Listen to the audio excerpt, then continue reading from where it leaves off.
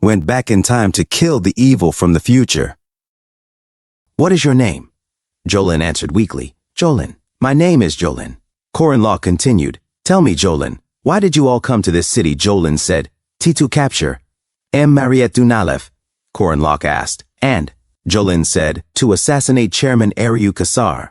Korin Lok pressed further while Jolin hesitated. That is, Korin Lok shouted, Speak! Terrified, Jolin cried out, Heek the Tower Master. Only the Edron of Gold knows. We just do as he commands. He told us it was an important mission and that he would be participating himself. I do not know whether he infiltrated the red or black faction, but he is disguised as one of us. Korin Lok smirked and said, I have all the information I need. Now, the next step. He pulled out a recording device. In the video, Korin Lok said, Whew, I have kidnapped your beautiful Professor Jolin, and a bunch of other worthless mages you might not have realized were missing. If you want to save their lives, prepare enough gold to fill an entire boat within 1 week. If you do not, I will cut off one of their fingers every night. We will be starting with him. Jolin cried like a little girl, Uwak, Iwa, Oohoo, Oohoo. Elder Admalik sighed and said, Jolin, you dummy. I would have ditched you if you were not my best disciple. A voice from behind addressed Elder Morshutan. This is the Red Faction's business. Should the Black Faction not focus on the mission without them? Elder Admalik snapped. Silence, brat. Who allowed you to speak? Black Faction leader, Elder Morshutan replied. No faction can act alone right now. With the Witch of Space here, even if we try to capture the vampire and the chairman, she could still teleport them out with her magic. That is why we needed to cause trouble during the academy midterms, to force the Witch of Space to use her magic to save students. But now that Clown has discovered our plans... Alright, the Black Faction will help. You are not planning to pay up, are you? Elder Admalik said. Of course not. The Magic Tower does not make deals with clowns. Elder Morshutan added. Well, that means we must capture him. Elder Admalik asked, but how? Elder Morshutan said, we will track him. One of our sponsored accomplices got into the academy. Elder Admalik nodded. Indeed. Elder Morshutan, she is sure to know something about that clown's identity. The second princess, Miriam. Korin Lok thought to himself, Miriam has seen my outfit in the hunting grounds. Since the Magic Tower is her greatest sponsor, she is sure to tell them my identity. If so, the Magic Tower will immediately switch their top priority to capturing me. They will attack the special dormitory to capture me, which will allow me to capture them all instead. That was plan A. In the video, Korin continued, Uwak, Uwa. Jolin whimpered, Hoo-hoo, Oohoo, Wukorin. Suddenly, Miriam Elizabeth L. Ross appeared and said, Oh dear. Elder Admalek and Elder Morshutan were visibly shocked. Elder Morshutan asked her, Do you recognize him?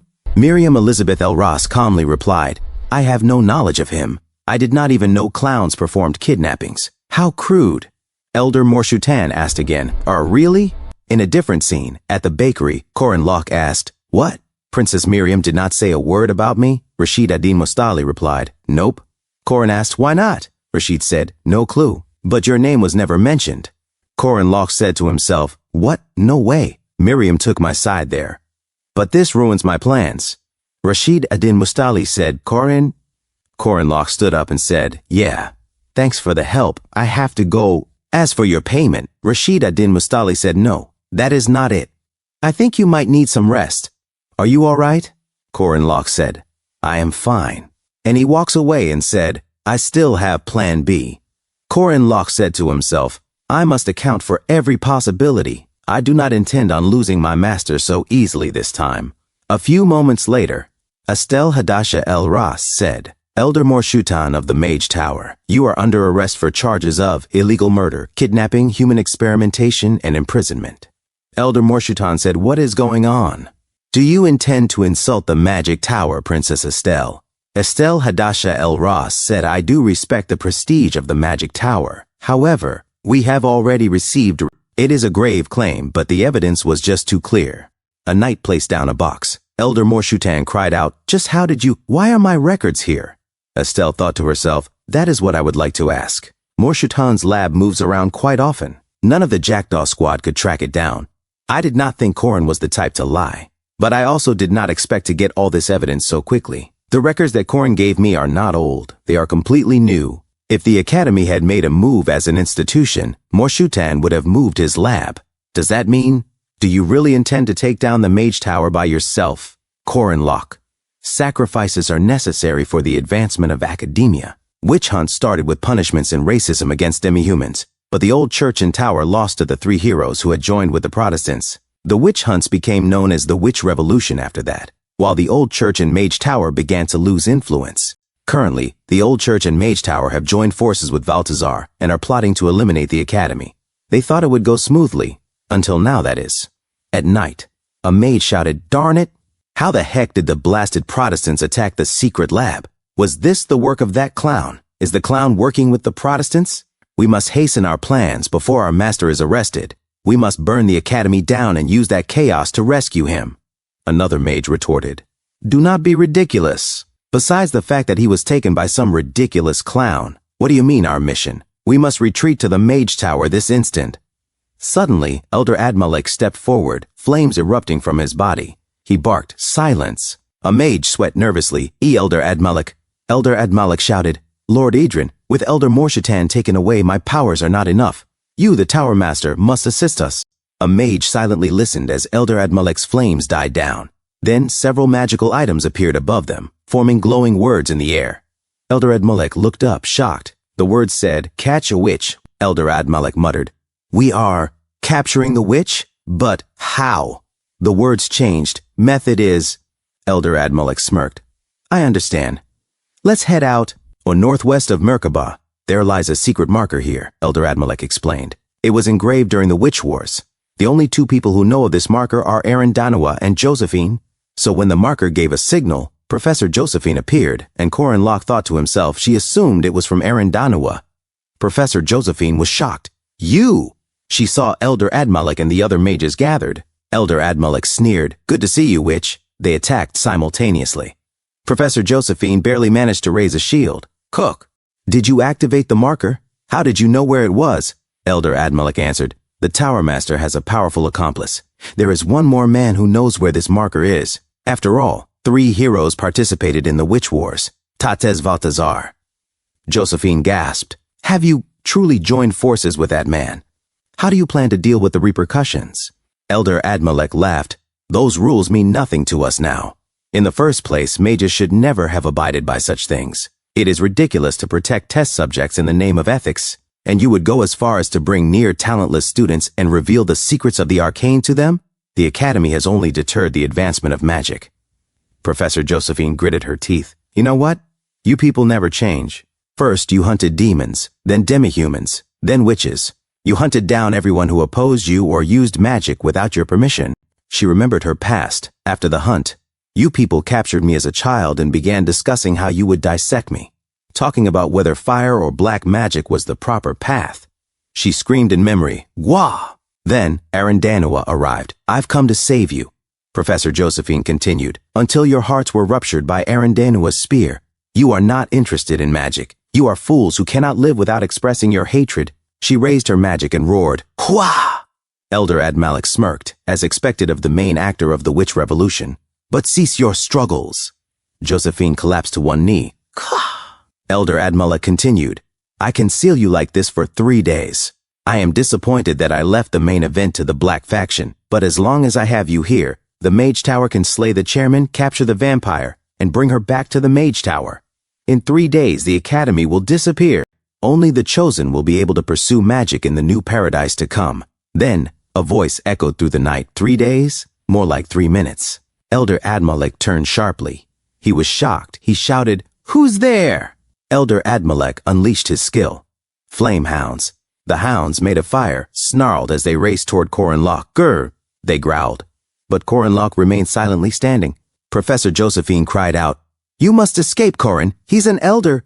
Corin Locke answered calmly, "Ma'am, do you know why these people never change?" Josephine was stunned, unsure how to respond. Corin continued, "Because they haven't felt true pain yet." He muttered to himself, Plan B.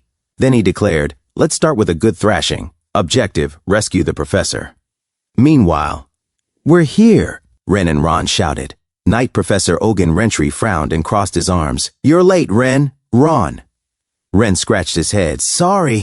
Professor Ogun scolded them. "I told you today was the first day we'd be doing monster hunts. I know the Fang Boar is only a 4th-ranked monster, But you two don't seem focused at all. I hate repeating myself.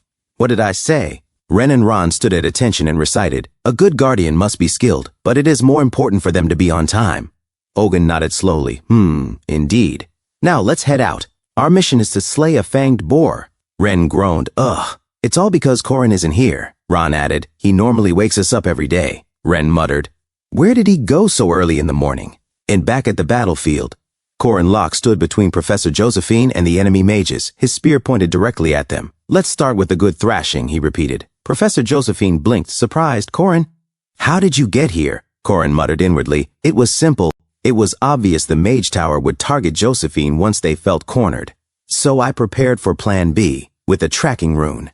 He stepped forward and called out, Elder Admalik, I'm disappointed in you. The place you should be isn't here. It's next to your adorable disciples.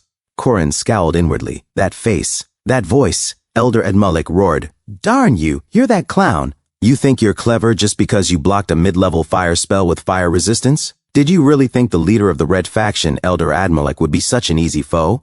He began conjuring a massive fireball. Korin thought, the progenitor of all things, flames, sufficient to return everything to ashes. This is the ultimate move of the Red Faction. Elder Admalik shouted, Skill, Sky of Muspelheim. There is nothing the flames of the Red Faction cannot burn, perish. A blazing inferno engulfed Korin Locke, but he did not scream. He stood calmly, smirking, the fire swirling harmlessly around him. Elder Admalik's eyes widened. This can't be. That's not just fire resistance. He gasped again. That's an elemental advantage.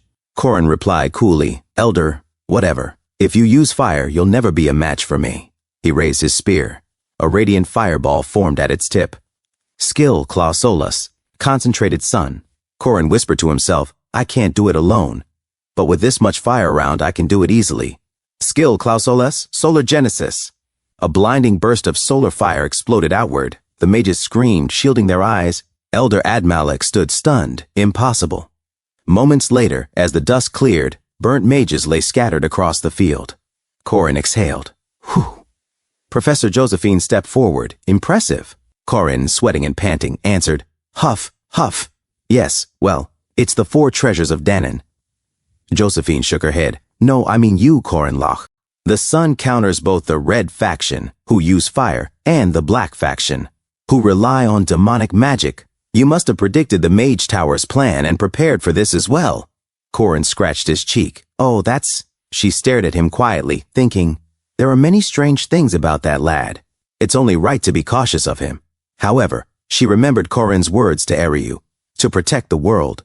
That silhouette of his, as though carrying the weight of justice itself. From this moment on, I will assist him without hesitation. She hoisted Korin over her shoulder. What's the next part of the plan? Korin replied. The next target would be Mariette. I've already made my preparations for that front. He exhaled deeply. The Mage Tower has 2 goals, to kill Chairman Eriu Kassar and to capture Mariette Dunalef. Originally, I intended to become their target. He remembered Miriam Elizabeth L. Ross's earlier words, this is unexpected. Korin muttered, but Princess Miriam acted unpredictably and covered for me, which messed things up a bit. Fortunately, I had plan B. A banner unfurled, opening Dunalef. Korin Locke thought, the official opening date of Dunalef distribution. While I was helping Josephine, everything was already set in motion. A farmer said, thank you, miss. A baker added, have a nice day.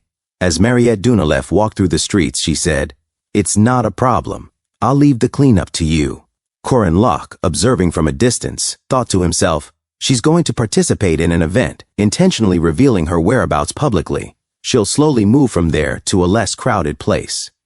That would be ideal for an ambush. Mariette Dunalef also thought to herself, are they going for it? There are still too many eyes here. They must be cautious. Korin continued thinking, if there's no attack, she'll continue on as if she were simply waiting for a carriage. Mariette, scanning the area, thought, if they do come, it will be there. Korin recalled, if they wanted to kidnap me, they could just take the carriage and escape with me immediately. Mariette softly called out, Dioku. Then she thought, the preparations are perfect. Come on. From a distance, she spotted Huaran and Alicia Arden. Sweating slightly, Mariette said to herself, but... Alicia said, Korin said to get ready for the mages here. Mariette, still tense, thought, why, isn't anyone coming? Deep in the forest, Western Valley, a boar cried out in pain, Quake! Ron exclaimed. Whew, Ren, look, I caught a massive boar. Ren scoffed. I got an even bigger one, but something's weird. Ron looked confused. Ren continued. I heard there were supposed to be way more of them. Last year, Professor Dana bought a lot of them to use as test subjects. But why are these the only ones, despite us coming so deep into the forest? Ron said, more importantly, Ren, don't you smell something? He paused, then thought to himself, He sniffed the air again, the smell of rotting corpses. Suddenly, Ren noticed a figure in the shadows. Who's there? A voice responded, Hee. An elder vampire has great value. It was Professor Arkai, elite disciple of Morshutan. He continued, but the wolves with golden pelts matched that easily. To himself, Arkai thought, there are 2 of them, and they're still immature, easy to capture. To think Morshutan would find such treasures as these. He addressed the twins directly. Every fang boar on this mountain has already died. Boars growled menacingly nearby. Come, follow me, my precious test subjects. Ren and Ron were surrounded. Ron said, Ren? Ren nodded. I know. Arkai sneered. So you intend to fight? How unfortunate. He pointed at them and said, Morshutan will be mad if the test subjects are too damaged. The boars charged. A massive explosion echoed from the distance. Meanwhile, forest entrance, Western Valley Ogun Rentry swung his axe, felling multiple boars. Everyone, form a protective formation around me. Group up. Protect each other. To himself, he thought, fang boars, due to their high reproductive ability and vast diet, are designated as 4th-rank monsters that require regular population control annually. He said aloud, that's why I brought the students out to deal with them. But I didn't expect them to come back to life. Gritting his teeth, he shouted, You blasted black mages! You cannot harm the students of the academy. This is a massive violation of the treaty, a cold voice replied. I have no interest in you, nor the students. If you cease to resist, we shall not harm you. Ogun asked, Then what is your goal? The mage said, That would be those 2 monster wolves. Ogun narrowed his eyes. What a pain. I hate having to say things twice. He watched as Ren and Ron were nearly trampled by a horde of boars. He continued, Those 2 may not be very adept. Suddenly, the boars were slashed into pieces and defeated instantly. Ogun finished, but they are still growing as Ren's claws shimmered in the air, Ogun said. Whether they are demi-humans or wolfmen, if they are learning at the academy. He raised his axe high. Then they are my students. The dark mage stammered. Do you intend to face against the mage tower? Ogun roared. Face you. You are the ones. Who dared touch my students? He brought his axe down upon them. Thanks for tuning in. I truly appreciate each and every one of you who took the time to watch this video. Don't forget to hit that like button and subscribe for more content like this. If you enjoyed what you saw, consider sharing my videos or channel with your friends who might also enjoy it. Your support means the world to me and helps my channel grow. Let's keep this community thriving together. Until next time, see you in the next video.